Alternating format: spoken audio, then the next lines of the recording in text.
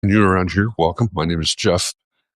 I walk over to the coffee shop in my neighborhood every morning, and I invite you to walk and talk with me. I spend a lot of time focusing on mindset, mindfulness, the things that are necessary for growth. So yesterday, we talked about the idea of showing up without judgment, but with curiosity and kindness. And I'm still kind of working on that. I'm still kind of grinding on that. It's something that came up in a yoga class a couple of weeks ago where the yoga instructor was talking about basically, in your yoga practice, showing up without judging yourself, but with curiosity for yourself and kindness for yourself. But I think we can change the context of that for our own uses and say, what if? What if we showed up without judgment, period, for ourselves, for other people, however we need to think about that, however we need to look at that. And then I read that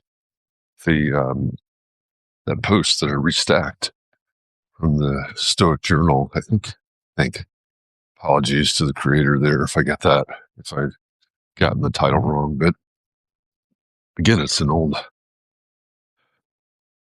common Stoic question, Stoic idea. Are you caring too much? Are you exhausted because you're spending too much time thinking about, worrying about,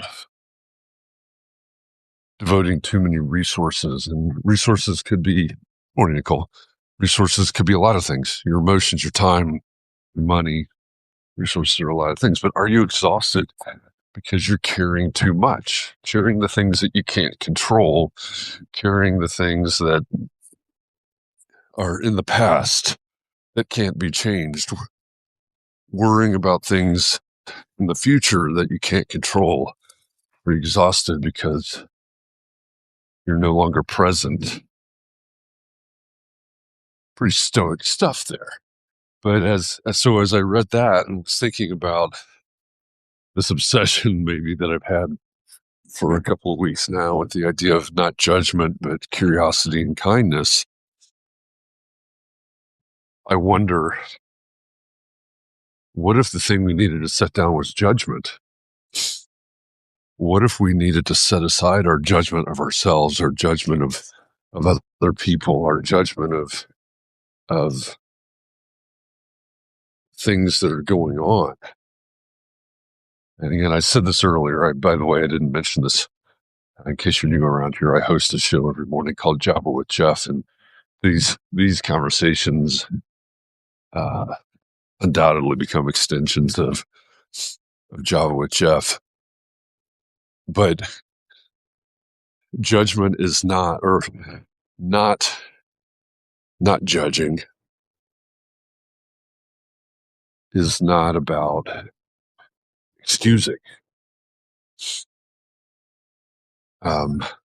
Just like forgiveness is not about excusing or denying or pretending that something didn't happen, that someone didn't do something. So that's not what this is about at all. Uh, so that, it brings us back to the question, what if the thing that we're carrying is judgment? What if the thing that we're setting down or thing that we need to set down is our judgment? And I asked this question this morning. When you look in the mirror, you get up in the morning, you look in the mirror, what do you see? What do you do? Right? Do you look in the mirror and start judging yourself for who you are, who you're not, who you used to be, who you never became? But that in itself can be exhausting. Spending time, effort, resources are Or effort and time are resources, by the way. But it can be exhausting to spend those resources on judgment. I mean, think about what that does to your mind, to your emotions, your mindset. It takes you. I got to find this post. I saved it the other day for the purpose of using it at some point in one of these conversations. Let's talk about mindfulness, what mindfulness is and what it isn't. Mindfulness is not thinking, but mindfulness is focus. It is presence. It's not. It's not focus on judgment of the things that are already past. Like I said a second ago, I've been bringing this up a bit lately because it just keeps coming up, it keeps resurfacing, keeps coming up in conversations, and I don't know, maybe it's come back to new relevance and the people that I talk to, the things I do. I'm not sure, but years ago, I had the opportunity to meet and eventually interview and a little bit get to know Pandit Dasa, who's the urban monk. He was a monk in, I think it was Lower Manhattan. That's the urban part of his monkness. But he wrote a book. His title, I forget now, Closing the Apps or something like that. And the thesis of the book, basically, morning thesis of the book basically is that when we have our desktop open, we have all these tabs open, or we have our phone or whatever our device is, and we have all these apps open. For each tab, each app that's open, that's running, it deteriorates the performance of the device. So if we think about our minds, think about ourselves as the device, the desktop, if you will, and we think that, for um, all of the things that we're worried about, the coulda, shoulda, woulda, all the things in the past that happened, that are past, we can't change them. Certainly, they can't be changed because they're past. They're over and done. It's not changing. Right? It is what it is at this point. Those are apps. Right? We worry about, we think about, we replay in our head, all those things. Those are the open apps. Those are the open tabs, and they're deteriorating the performance of us. And I wonder, as we think about those things, is that a form of judgment? Well, I could have done this. I should have done this. I would have done this if it had been different, something like that. We're judging ourselves perhaps because we didn't. It's a lot to carry. And I think the more of that we carry, again, those are the open apps that are deteriorating the performance of us, the device. It's awfully hard to show up in a relationship or in business or in our day-to-day outside of ourselves if we're carrying the things that are exhausting us. Mindfulness is for us. Mindfulness is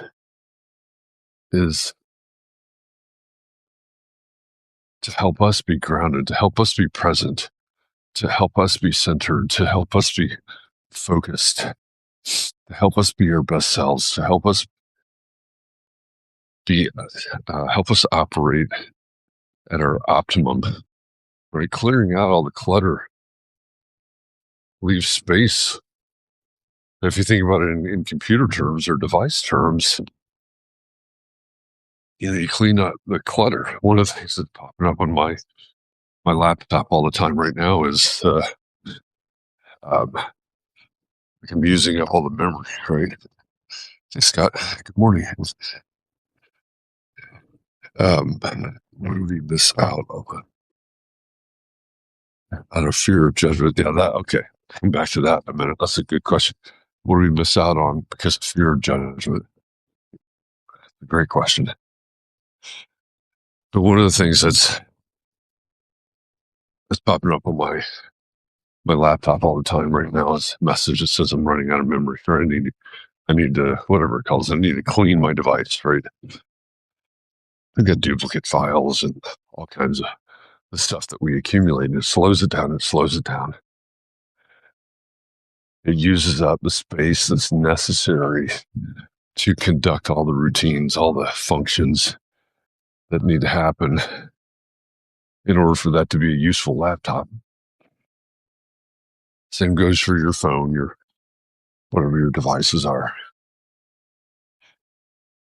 Because there's not the space. There's not the space to operate, to live, if we're burdened with all that, if we're exhausted because we're carrying all of that. So Nicole's question, what are we missing out of because of fear of judgment, I think is a good question, because that's, maybe that's the other side of the coin, right? That's in the Pandadasa, the story about closing the apps. He talks about looking backwards, rehashing all those coulda, shoulda, wouldas, and then he flips it and talks about looking forward. The fear of what's going to happen. As humans, we're really good at writing these narratives that are worst case scenarios. So this is coming up. I looked at my calendar a few minutes ago, and I got a meeting that and it's an important meeting. Could be a really crucial meeting, and I'm working on something to send a client right now, and it's important. It's really crucial stuff. And it's I can look at it in one way and say, okay, this is the opportunity. My internet connection is something. This is the opportunity, right? This meeting is the opportunity for a new client, for the next chapter in this type of work that I do. I can look at it in that way, and that's helpful, right? And healthy and constructive, because it helps me prepare for this meeting, which means I'm gonna get my coffee and get back so I can prepare for that meeting. But right, that if I look at it in that way, I look at it as the opportunity. I look at it as, okay, I'm going to show up in this way. But that's positive. I could flip that around. I could say, oh no, I thought this was tomorrow. I thought I was going to be preparing for this later this afternoon. I thought I was, what if I show up unprepared, or, can start to create all those what ifs. I can start to maybe judge myself for thinking that it was the 15th and not the 14th. And show up in a fear-based way, which won't be productive, right? That could squander the opportunity, those types of things. The fear that I'm going to show up in a certain way because that was a day off, because of whatever I conjure up there. And I could talk myself, theoretically, convince myself that I don't know, that I'm not worthy, that I'm not, um, I'm not the right person for their needs, etc. Right, all kinds of things. Right, and the work that I need to get done to send to the client could be the same way. Right, it's a pivotal moment in this consulting relationship. I'm going to send them some info. That seems to diminish it. I'm going to send them some stuff. And if I'm afraid of the way that they're going to respond to it or what they're going to take from it, first of all, it'll probably take me away from or out of my professionalism. Probably, the reason that they have hired me is to be the professional, to be the expert. And if I fear judgment, right, I'm setting my expertise, I'm setting my professionalism aside in that case. And so I'm selling myself short and also my client short in that situation. Also, this week's reflection, I have a situation right now where self-judgment has led to avoidance, happens all the time, which has led to worsening the situation, and fear of judgment has kept me from asking for help. Turns into self-sabotage. Yeah. Doesn't surprise me at all, right? That seems to be a pretty natural cycle. I feel that, right? I feel that. Like, okay, well, what if this? And then, each step takes us deeper and deeper into that hole. And if we were to simply, this is oversimplifying, but if we were to simply remove those points, remove the judgment. I was reading another article earlier that was about, it was one of the person that posted all the narratives of all the thoughts on Ram Dass, and it was really about just being, right? It was, just put that in quotes. It was about, what if we did release the judgment, release the fear? What if we did just show up in the moment? This is what it is. What am I doing with this now? These are the cards. How am I going to play these cards? You're in a card game, and I'm not much of a card player. Didn't really grow up a card player, but I'm learning. If you're in a card game, you can't sit and worry about and wonder what to do with this hand. You have to play it. You have to look at it and say, this is what I have. What's the best play here? What if we could do that, right? It's setting down that fear, setting down that judgment, and say, okay, this is what it is, and this is how I can go forward. It's hard. I know it's hard. I'm not sure it's really natural to a lot of us, but that hanging on to carrying all of that weight, all of the judgment, all that fear is definitely sabotaging us. All right. I made it to the coffee shop. I need to get my espresso and get to work on things I forgot. So thanks for walking with me. I'll see you tomorrow.